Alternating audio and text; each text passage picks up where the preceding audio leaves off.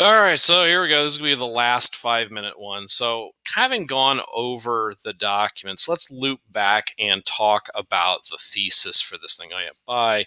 Let's talk about the thesis for this thing. All right. Connections between regional issues and European struggles for global power. This isn't really a continuity and change because it all happens roughly the same time. Um, Similarities, differences, so comparative.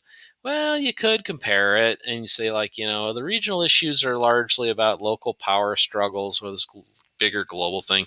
I would say more it's like cause and effect. And I would probably go from the idea that um, the greater global power struggle causes internal regional issues to get sucked into this larger conflict. It's kind of an elaborate thesis.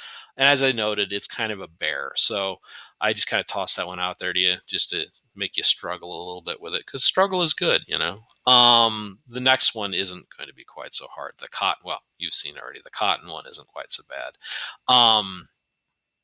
So I'd probably go with a cause and effect one for this. Um, Simply because I can't really see how the other two would really work.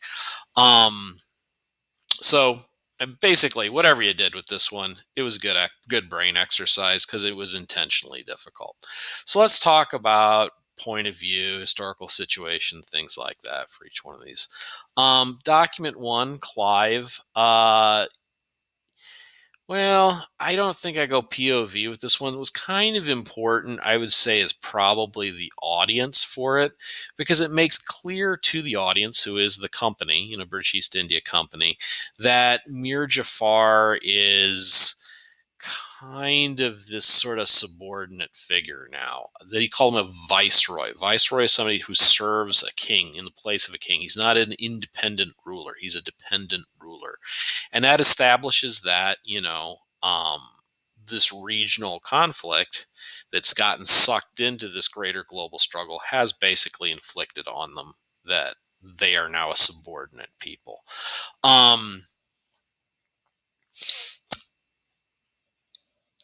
The historical situation would probably be best for document two because you have a Native American leader talking about how they are going to fight against the British. And it was convened by Montcalm. It's interesting. It's a Council of Indian Nations, not convened by the Native Americans, but convened by this French general. So it's kind of interesting that, he might even be considered the audience for that. So it's showing how these regional struggles are sucked into this greater imperial conflict. Document three.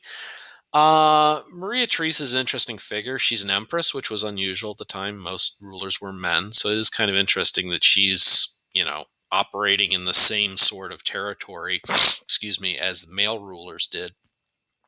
You could go at it from that angle, but I don't know if that's really relevant to the argument at hand. Uh, Probably audience again, because it's written to this lesser state, ruler of a lesser state, about the situation at hand and how their problems were part of this bigger whole.